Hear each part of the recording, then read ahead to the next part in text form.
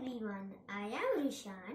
I made a project called as a windmill, and the windmill is known as a machine, and that machine is known as a working engine too, and the windmill converts the wind energy into rotational energy, and the windmill is used for lot of things, etc. like example, to grind spices and grams and lot of etc. things.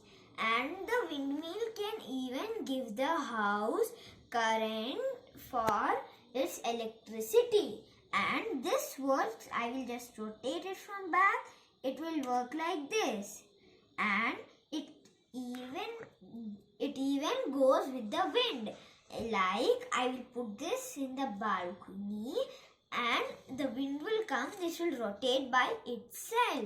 That is known as a windmill. Thank you. And it rotates like this. Very good.